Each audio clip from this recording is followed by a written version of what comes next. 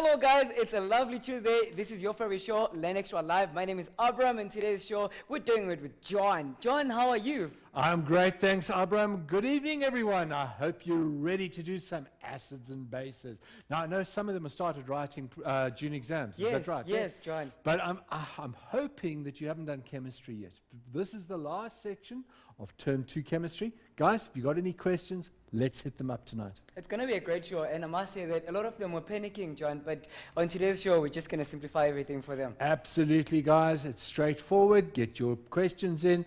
Let's see if we can help you as much as we can. Of course. Well, to get in touch with us, guys, it's simple. Go to our website, which is learn.mindset.co.za. There's a schedule there with notes and links to some videos that are very helpful for you guys. And in case you don't see today's notes, go to our Facebook page, which is facebook.com/LearnExtra, or follow us on Twitter @LearnExtra. We've got exciting news for you guys. This awesome workbook you can get for only 139 Rand. All you need to do is to send an email to sales@mindset.co.za. It has got some questions and solutions. It's very helpful, guys. So if you want to know more about it, ask me. I'm here to help you.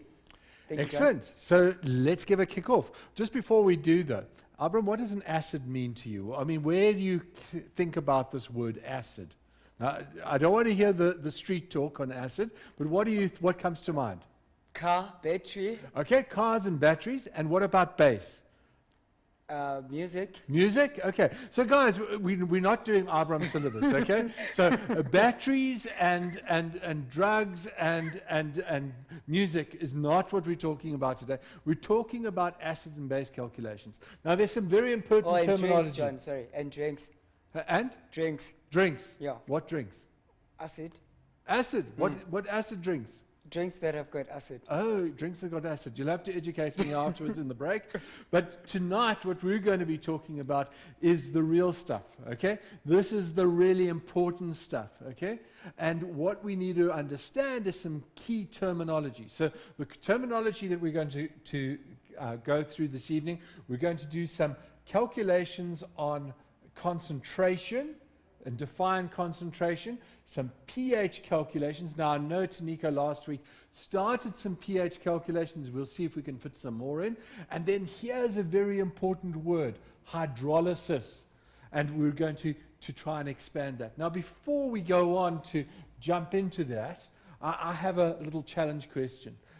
And this is something of interest, something that you might not know, you might know, but it's something that you can chat to AB about. He's going to post the question in a few minutes onto Facebook, and the question goes like this. It says, Aqua regia is a very important acid. Aqua regia. Strange name, not very common. And what we want to know is, what does its name mean, and why was it given this name? So 2 parts to the challenge question, some just extension, some ideas for us to chat about, because acids and bases are all around us and found in everyday life. This one, aqua regia, aqua gives you a clue, but now don't go thinking about fire pools. It hasn't got anything to do with that. But what we're going to be talking about is that as a challenge question. AB, you posted it on Facebook? Guys, check around Facebook. Give your comment. Give your answers a comment to that post, and let's see how many people get it right. Okay, so let's do a quick summary. Acids and bases, part of the curriculum. You've probably been dealing with it since grade 4 or 5. It's been discussed in many different contexts. We know that acids are those sharp tasting things like lemon juice. Ascorbic acid, another name for that, vitamin C, very good at this time of the year, keeps you strong and healthy. And something that you, if you can get your hands on, make sure before your exams, as you're writing exams, drink lots of vitamin C, eat lots of fresh vegetables and fruit, keeps you healthy and keeps you the colds away. So that's acid. What about bases? Well, bases are the things that are sometimes called alkali. They're soluble if they're called alkalis or alkaline. They dissolve in water, but not all bases dissolve in water. And they have what we recognize, they have a slimy feel to them. When you put an acid and a base together, they neutralize each other. Now, in everyday talk, we talk about a scale that measures acids and bases, and we say it's the pH scale. We recognize that something that is neutral has a pH of 7, something that has a lower than 7 is acidic, something above 7 is basic. Okay, so neutralization simply means that when we add an acid to a base plus a base, we make, in general terms, a salt plus water.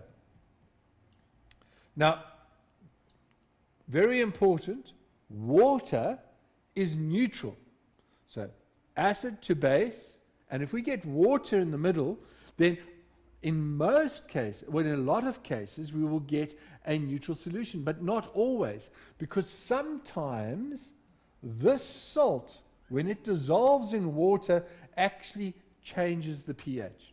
But we'll get to that in a minute. What I want you to understand is that when we do this sort of reaction, what's really happening? Everything in general terms, in theory, that we can think of, the simplest way of doing it, is to recognize an acid has hydrogen ions that it's going to donate. So hydrogen ions plus something else, can put an X there for the moment, and the base, to make it simple, I'm going to put a Y there because I'm not really worried about it, and it has an OH minus. So when we're dealing with an acid-base reaction, what we're really saying is, let's take that thing, let's take it over here, and let's join it to that thing there, and I'm going to just scribble out the Y for a minute so that we can get the whole thing. I'll just rewrite the Y as the part that I want to stay behind. And let's move this part to there. And you can see that we've now got HOH, H plus OH minus. And what does that give us? Well, there we go. It gives us water. That new molecule has formed water. And what about this stuff that we had here, which was actually Y plus and X minus? I should have written that as an X minus over there. The plus was for the hydrogen. Well, that joins together to form my salt. This is what we talk about neutralization.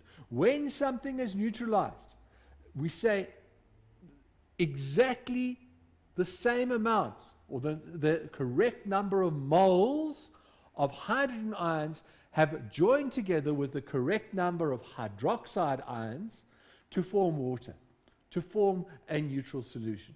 And what we're left over with is salt and water. Now, how do we know when that happens? How do we know exactly when that number of moles is the same? When I've added the same number of moles of, and remember what I'm saying? Number of moles. I'm not talking about concentration here.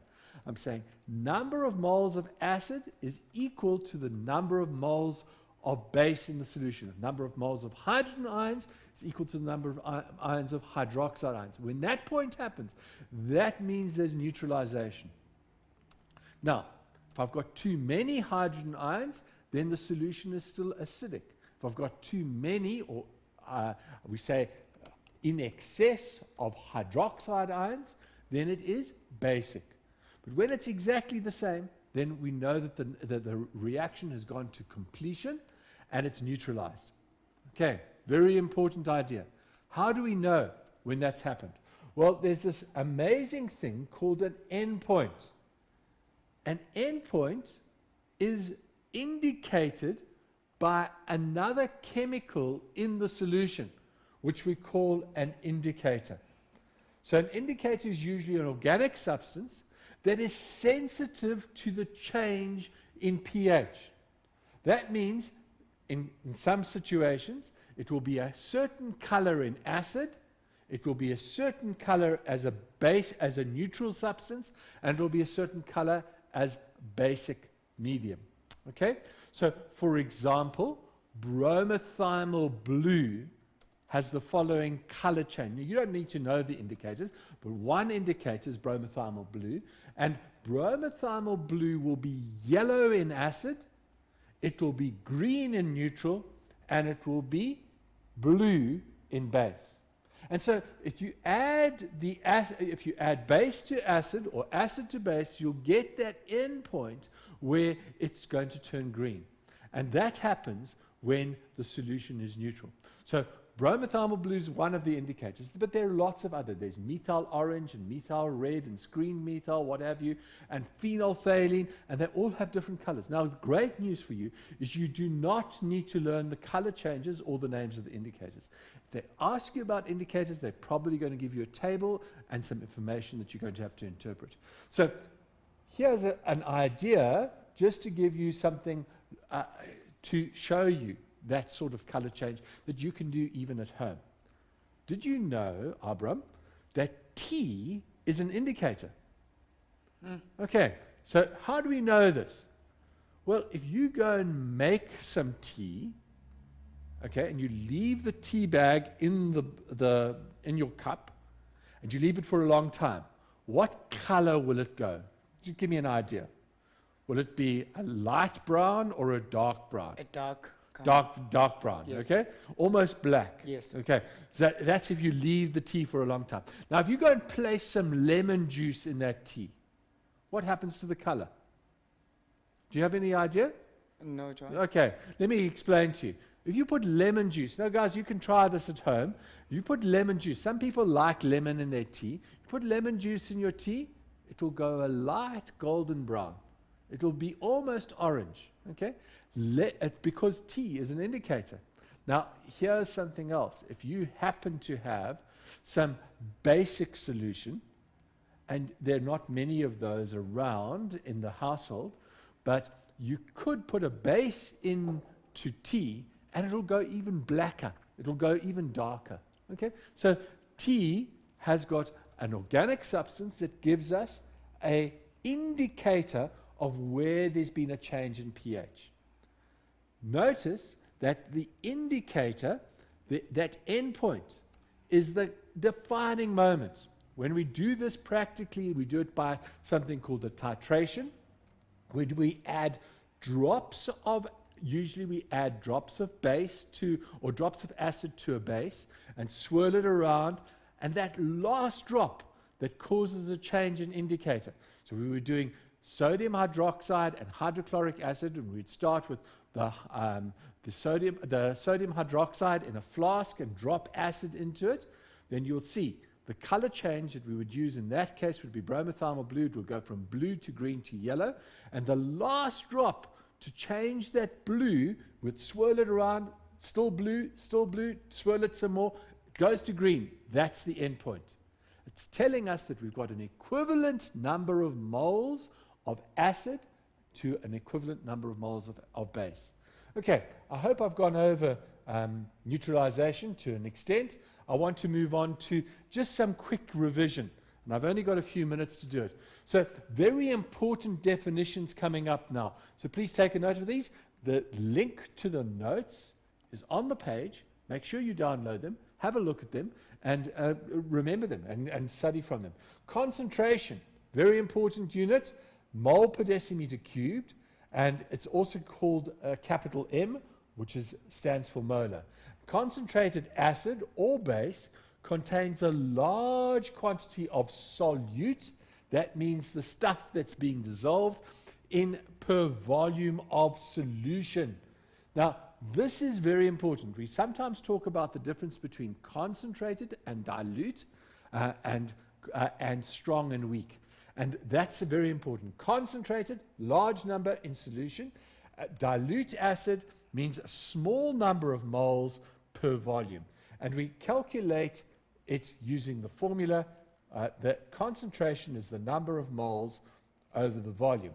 Now, there's some formula that you can get on the data sheet. If you're doing dilution calculations, we use this one. C1V1 equals C2V2. And we do that to show dilution because the number of moles is the same. We're just changing the volume of the solution. Okay, but for titration, this is the formula that we're going to do here. The Na, number of moles of acid over the number of moles of base, concentration of acid times volume of acid. That's another way of saying the same thing, because we're saying that the number of moles is equal to concentration times volume, and we can do the calculation from that. Now, if you don't like this formula, it's a very useful formula, but you can work it out from first principles as well. Okay, these ratios we get from the balanced equation. And we'll do some examples like that. We need a balanced equation to show where those numbers come from. Let's move on, because I want to talk about not only pH calculations. This is the formula for pH, and for calculating the pH, you're going to use the log function, and I'm just going to skip over anything more there. What I really want to talk about is hydrolysis. Because what happens when we do that acid plus base, we make the salt plus water. The salt may dissolve in the water to change the pH. It doesn't have to be 7. And this is how we're saying it. And I want to just remind you about it, because you need to know. If we're taking a look at sodium chloride as an example, sodium chloride comes from a strong acid and a strong base, and the pH is 7 and it's neutral. The indicator that we would use there is something like bromothymol blue, which I've mentioned before. But if we have something that is a salt of a strong acid and a weak base, strong acid, for example, hydrochloric acid, and the weak base would be ammonia, then we're going to form ammonium chloride, and this salt is actually acidic. We say this is a weak acid. Now please notice something. The weak comes from the base idea, and the strong always tells you what it is. So if it's a strong acid, then it's the acid that remains behind, but the word weak goes from the base. So let's apply that. The weak over here, so it will be weak. We always write down what it is. It's not a weak base. It's not a weak acid, but it's a weak base. So we cross those two over.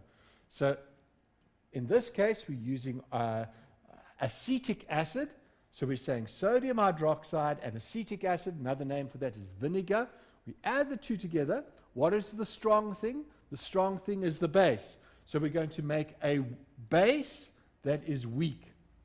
Hope that makes sense. See if you can work it out for yourself.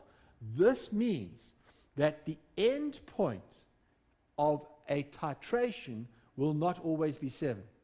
If we're doing a titration of vinegar and sodium hydroxide, the pH endpoint is going to be above 7. If we're doing it of ammonia or ammonium hydroxide and hydrochloric acid, it'll be below 7. And the endpoint is the point at which the reaction is complete, where the same number of moles of hydrogen ions and hydroxide ions neutralize each other to form water and salt. Okay, guys, I think that's enough for now. Go and check out the challenge question. Go and check out and see if you can answer it. Make sure you get the notes. AB, over to you. Thank you, John. It's time for us to try our tea and lemon experiment, guys. We'll check you out after this break.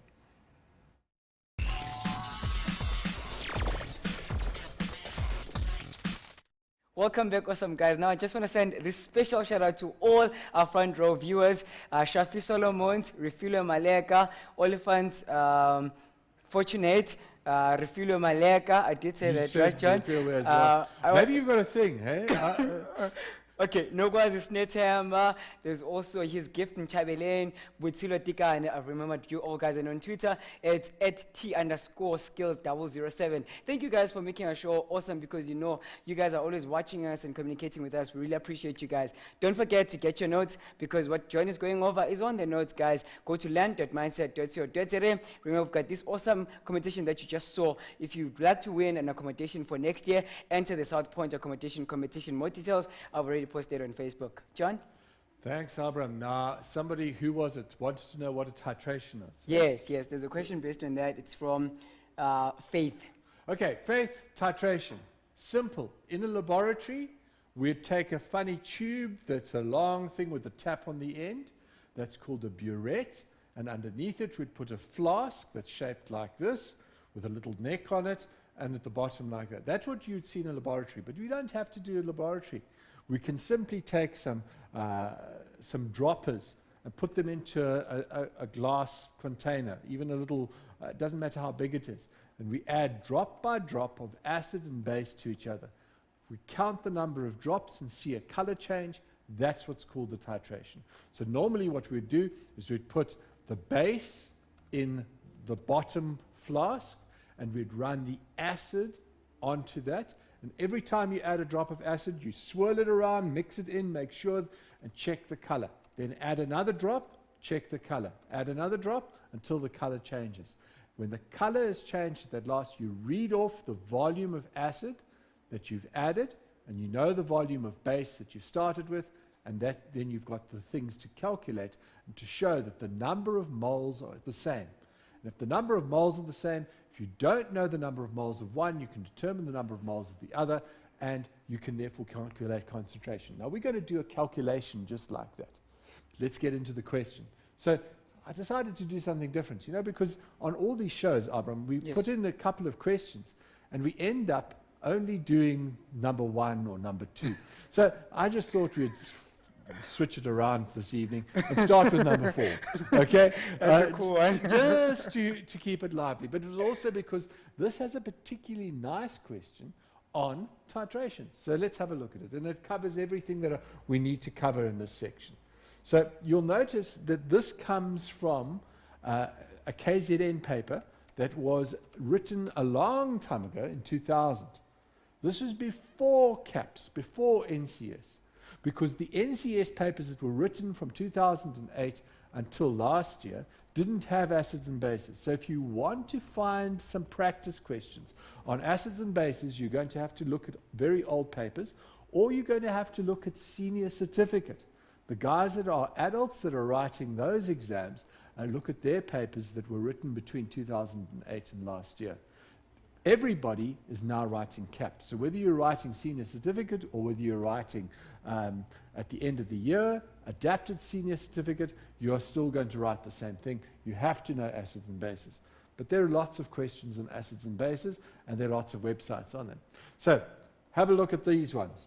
This one says the following thing. Let's just pick out the main readings and make sure that we've got it.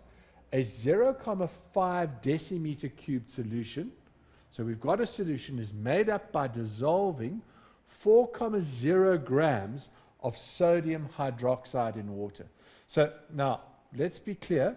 The sodium hydroxide is NaOH. You need to know the formula. And we're going to need to calculate the mass, the molar mass of that formula. Because the first calculation says calculate the pH of the solution. So we know the volume of the solution. It's 0.5 decimeters cubed. The SI unit for volume is decimeters cubed in these calculations. So if they give you centimeters cubed, you've got to convert to decimeters cubed. Okay? Now, what do we know about pH? pH, remember, is equal to the negative log of the hydrogen ion concentration. And I'm going to shorten it by just writing H+. Okay? And so we're going to need to find the hydrogen ion concentration. But we've given a sodium hydroxide. That seems a little bit difficult. But there's another important formula that we can remember, and that is that in water, Kw is equal to the product of the hydrogen ion concentration times the hydroxide ion concentration. And that is a constant. At 25 degrees Celsius, it's 1 times 10 to the minus 14. Okay.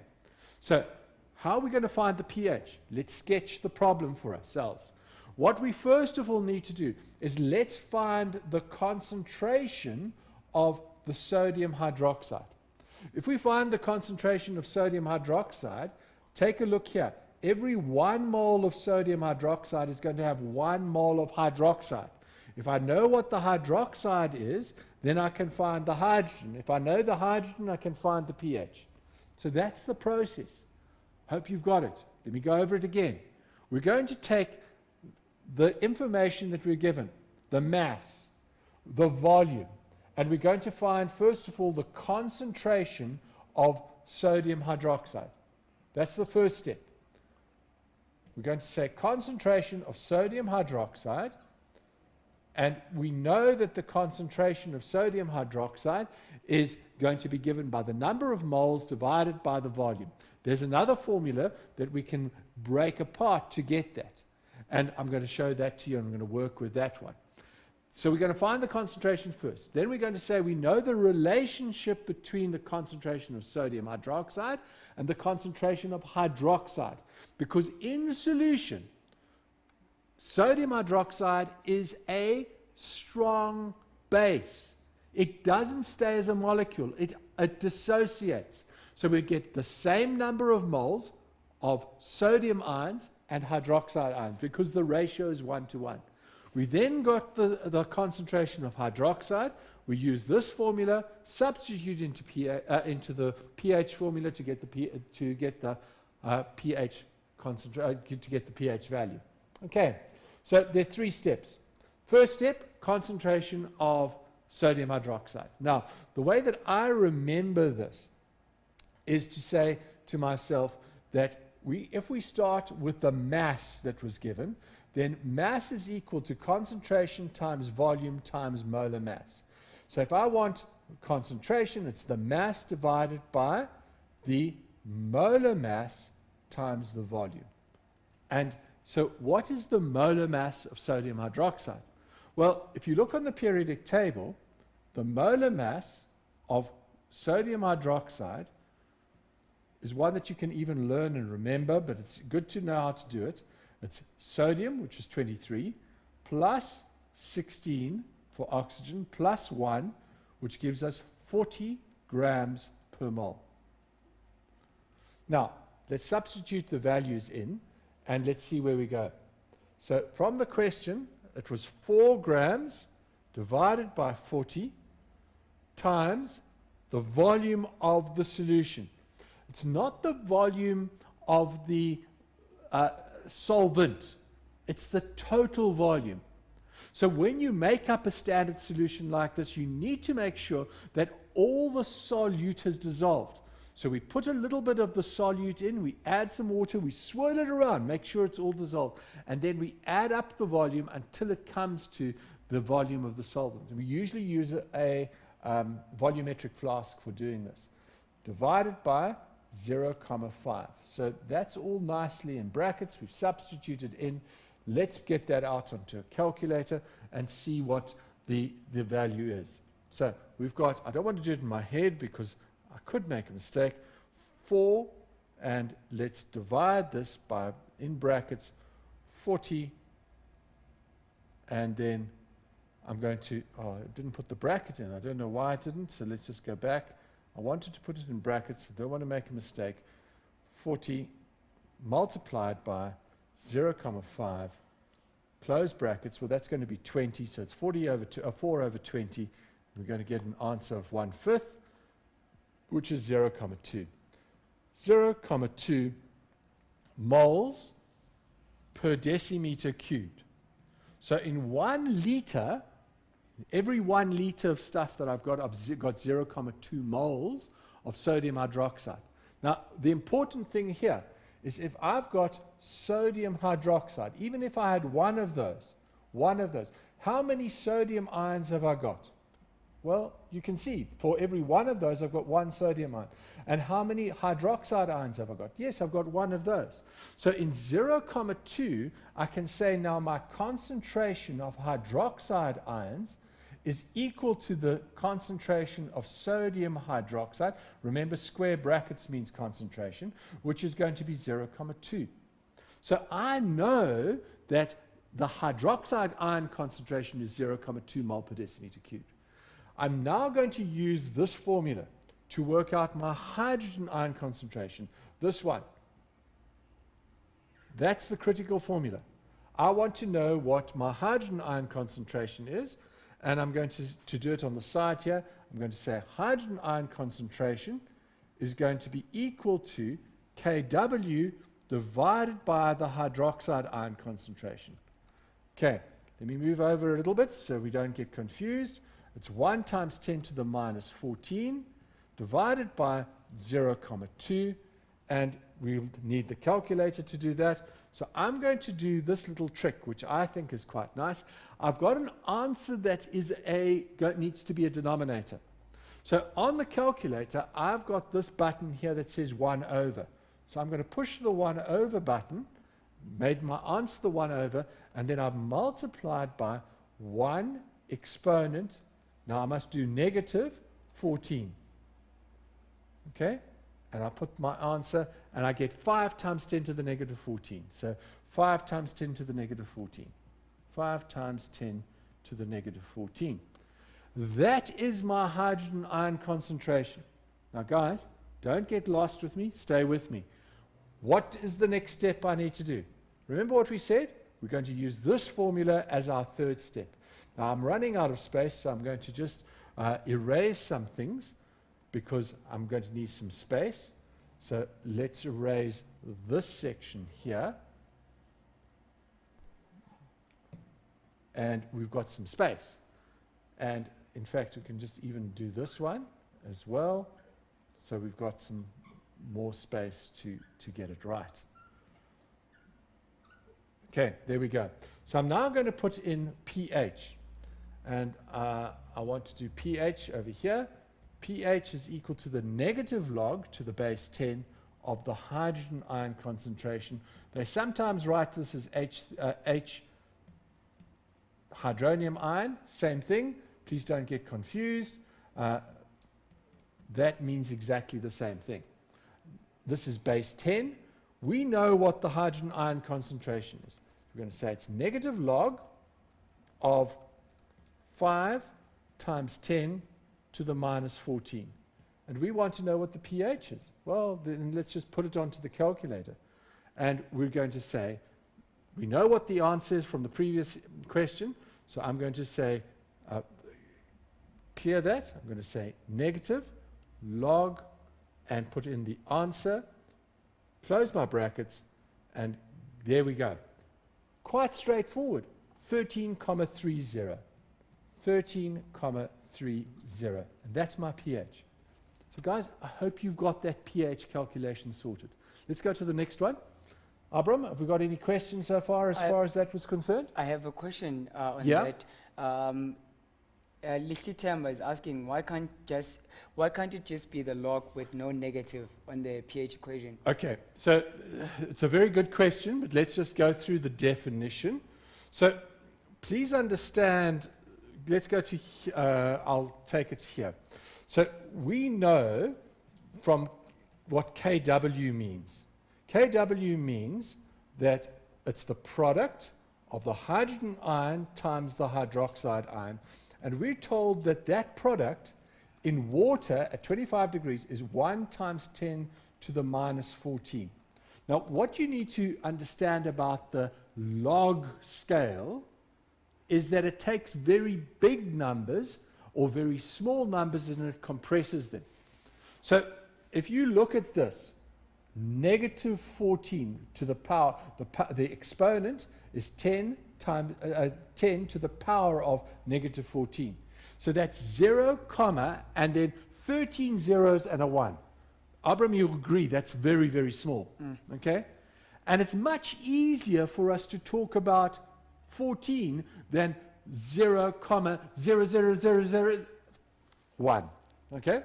Get it? Now, there are 13 of them, so please be aware. If we take the 0 plus the other ones on the other side of the column, 14 altogether, and then a 1. Okay? That becomes mind-blowing.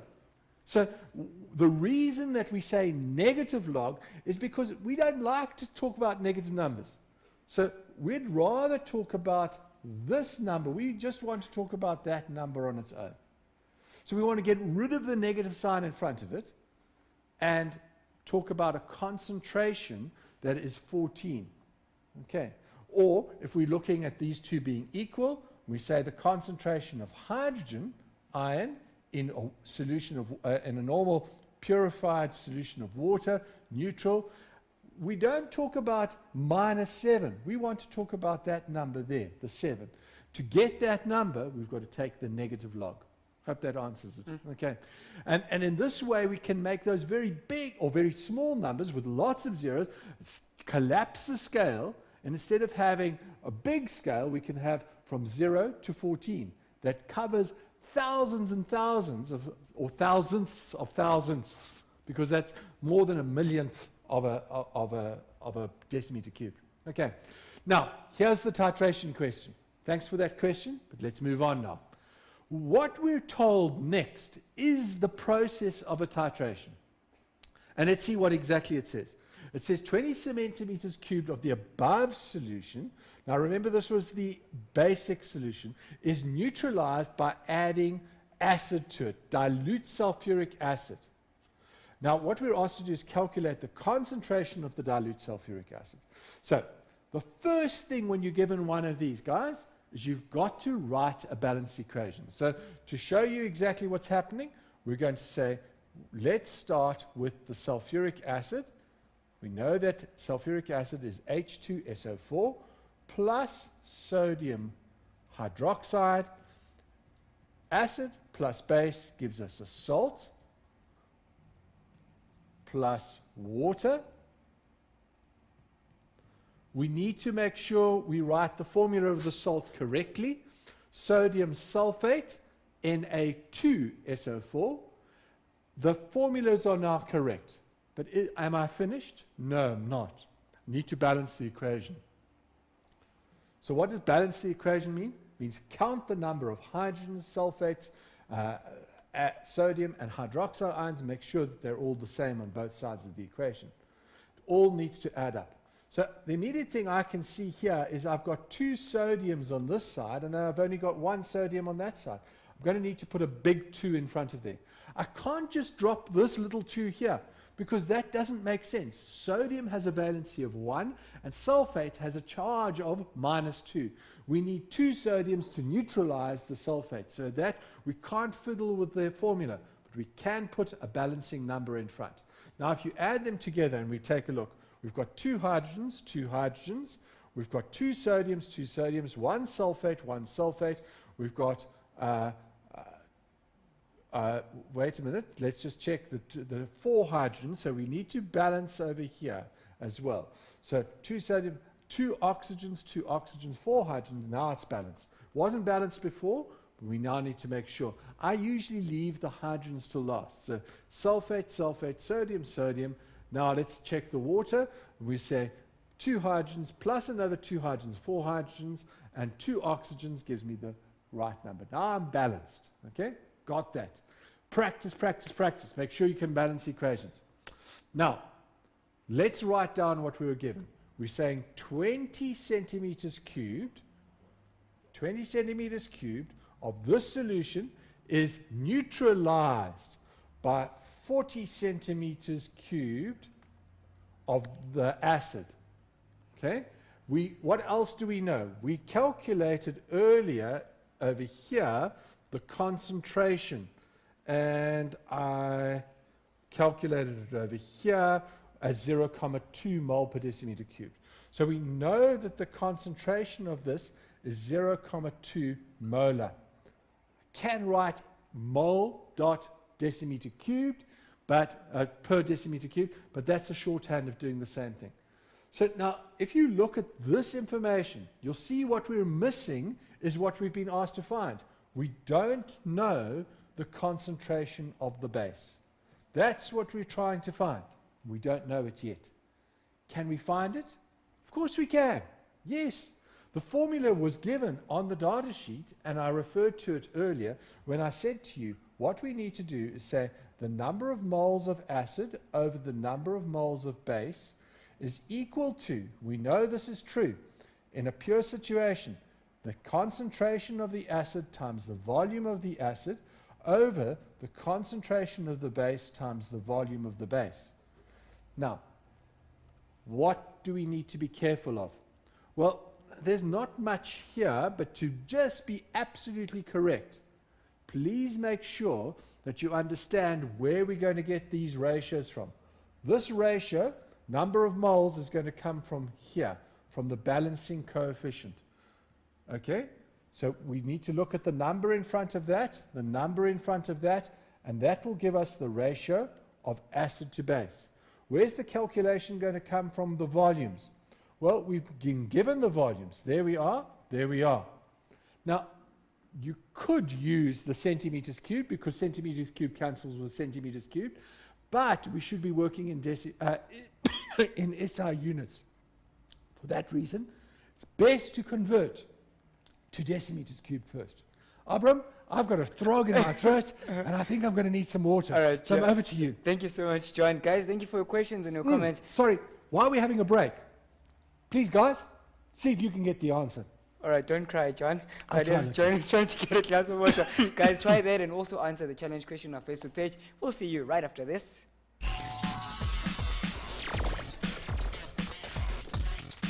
Welcome back, guys. Now enter the Beer Bright Spark competition if you think you are a Bright Spark, and you could win yourself a cool Chevy Spark L, and we could be calling your name and shouting your name on the 21st of July. Remember, the entries are closing on the 3rd of July, so get entering right now. Entering the competition is very easy. You either buy the Safeways KP3 book or download the cool Android app, which is available from Google App Store or the Samsung Galaxy App Store. It's simple, guys. The app is only 59 rands.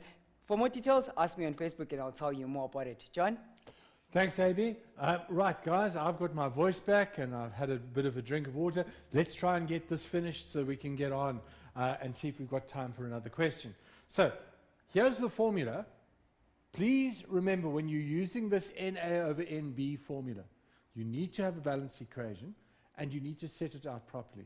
You can't just put equal signs all over the place. So, in terms of this, I've just moved it to give myself space, and I'm going to say underneath this, the number of moles of acid from my balanced equation is going to be 1:2. So I'm going to put 1 over there for the acid because it comes from there, and the 2 is that pink 2 over there, is equal to. Now, what was my concentration of my acid? Well, I don't know my concentration. Oh, I put base there. That should be acid. I don't know my concentration of acid.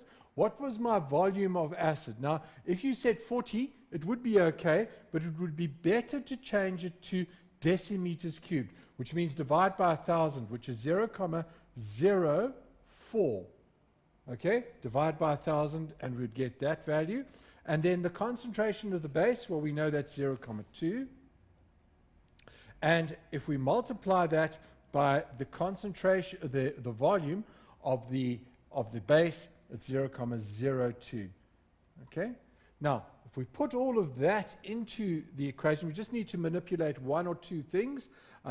If we multiply across, and we can get this, we can say 0,02 multiplied by 0,02 over 2 divided by 0,04 is equal to the concentration of the acid. So what I've done is I've multiplied both sides by that, which has made it go to the numerator on that side, and I've divided by that, which has made it go to the denominator on that side. And there we go. Now, at this point, the chemistry is over, but let's see what the arithmetic tells us what it is. So if we go 0,2 multiplied by 0,02, and we say what that is equal to, and then we're going to divide that by, in brackets, 2 multiplied by 0,04, close brackets, equals 1/20th. Change it to that value, and I can therefore say my concentration is 0,05 mole per decimeter cubed, or molar. Okay, 0,05 molar. Excellent. Now, the last question in this question 4 was this one. The dilute sulfuric acid in 4.2 was prepared by adding 10 centimeters cubed of concentrated sulfuric acid to 480 centimeters cubed of distilled water. So you'll notice something here, 10 centimeters cubed plus 490 centimeters of the concentrated, that makes 500 centimeters cubed. And then we're told to calculate the concentration of the concentrated sulfuric acid. Now remember what we said in the formula for dilution. What we're going to do is we're going to say concentration, if we look back on our notes, just to remind you where this is coming from, it's on the data sheet and it's on the summary as well. For dilution, we say concentration 1 times volume 1 is equal to concentration 2 times volume 2.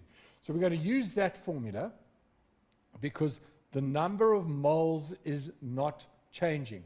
We're just simply adding water. So concentration 1 times volume 1 is equal to concentration 2 times volume 2. Okay, so what we're told in this case is that the volume that we started with was 10 centimeters cubed. So that was the first. We don't know what the concentration is. We don't know what the concentration is, but we do know that the volume was 10 centimeters cubed. I'm going to make that 0.01 decimeters cubed. What was the concentration 2? Well, we've just calculated it. We've just calculated it over here. This is my final concentration. So I'm working initial as 1 and final as 2, 0.05, 0.05. What was my volume over here? Well, my volume was this 10 centimeters plus that 480 centimeters cubed of water, which gives me a total amount of 500 centimeters cubed, which is 0.5 decimeters cubed. Okay, hope you've got that. So when we've put that together, then we're going to say, well, what's the concentration 1 of the acid? Well, let's put that all together, 0.05 multiplied by 0.5 divided by 0.01, and let's put it onto the calculator and see where we go. And here we go, 0.05, oh, let's do it again, 0.05 multiplied by 0.5 divided by 0.01, and we're going to say equals, and there we get it. The concentration was 2.5 mole per decimeter cubed. 2.5 mole per decimeter cubed. Does that make sense? Yes, sure. It's a concentrated sulfuric acid solution. So absolutely, we're happy that that number isn't a comma. If it was comma 000, we'd have a problem because the dilute concentration was only 0.05. We haven't made a mistake, we've diluted it correctly. Guys, the critical thing here is get your volumes right. Make sure you understand when you're diluting that the final solution is going to be the initial solution plus the water you add to it. And that's the key here. Okay. Now, AB. Yes, John. We had a challenge question. Mm-hmm. And I think it's about time that we have a look. Anybody got some suggestions? Aqua, regia. Okay. What does the name mean? I had so many answers saying royal water. Okay. Okay, that makes sense. Well, you see, the word aqua is Latin, and regia means royal. So that's absolutely right in terms of that. Aqua is Latin for water. So aqua regia, royal water. Another interpretation would be king's water. Okay, so it was referred to as royalty. Do you think the kings drank it? No, it's a very important acid, but nobody would want to drink it, not even to poison somebody. It's very, very caustic, and it dissolves a whole lot of things. So absolutely right, those people that said royal water, you can see the answer is there. Okay, so why was it given this name? Any idea? Okay, I don't really have answers. Okay, some they just say because it dissolves precious metals such as gold and platinum. Okay, excellent, and that's exactly it. This combination of special acids does actually dissolve gold. It also dissolves platinum. So what is aqua regia? You might say to me, I've never heard of this acid. Well, it's actually a combination of two acids that are very well known. It's a combination of nitric acid. So it's nitric acid and hydrochloric acid. You put these two together, individually, hydrochloric acid, put gold into it, no problem, it would stay there. Nitric acid, put gold into it, stay there. Doesn't corrode it, doesn't dissolve it, doesn't do anything to it. Okay? You mix these two acids in a ratio of 1:3 to make up the solution of Aqua regia, and you put gold in it, and hey presto, the gold dissolves. You put platinum in it, and the platinum dissolves. So this is extremely important in the purifying and refining process of gold. Because what we like to do with gold is we want to get it as pure as possible. So to remove all the impurities, we can either dissolve it in cyanide or dissolve it in aqua regia. Once we've taken it out of the rock, because gold doesn't react with other things very easily. So we take it out of the rock, put it into a solution, and then precipitate it out, and it still might have some particles with it. Dissolve it in aqua regia, and then put it into an electrochemical cell for electro-refining, and it becomes pure. Okay, so very important, still used today, aqua regia, very, very important acid. Okay. Okay, John. Good. I have questions for you. Questions. Let's Yes. go with the Here's question. one from Mungola saying, why did you add the concentration in the last question? I don't think I added concentration, but let's have a look.